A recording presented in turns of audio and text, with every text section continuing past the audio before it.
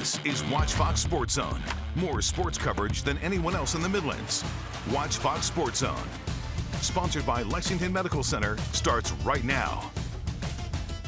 Welcome into Sports Zone, everyone. I'm Sports Director Matt Dowell. Happy Thursday to you. And it was an early weekday tip-off at Colonial Life Arena today as the second-ranked South Carolina women's basketball team played their last game before the Christmas break. A noon tip at the CLA between the Gamecocks and Charleston Southern, and some special guests in the crowd today, including Steve Spurrier back in Columbia to watch South Carolina. Just seconds into the game, Sanaya Fagan bringing the intensity early, the steal and the bucket. But it was a rough, sleepy first quarter for South Carolina. That was one of only 2 field goals in the first 10 minutes, and they trailed 15-11 after 10 minutes. In the second, though, they got better. McDaniel finds Bree Hall, who drains the 3, and then still in the second quarter, Mylasia Fulwiley gonna go underneath to Ashlyn Watkins, who gets the bucket. Ashlyn Watkins was very steady today for South Carolina's post. And how about some defense? Southern going inside to the paint, and McDaniel comes up with the block. How about that from the freshman guard? The Gamecocks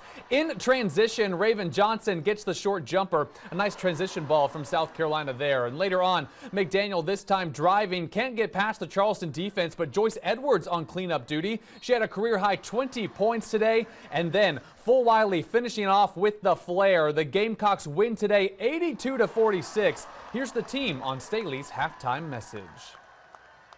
She walked in and she put a question mark on the board.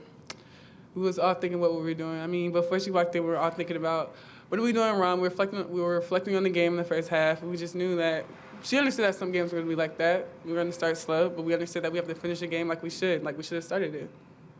Yeah, she's a player's coach, so she understands like where we're coming from. Like we're one day away from break, and then we're playing against a team that's like not as up there as we are, like skill-wise. So it's like she knows that we have to put it on ourselves and not look at the competition. Well, I mean, I said a lot, but I mean, I'm not gonna blow my top. I understand where they are and this type of game.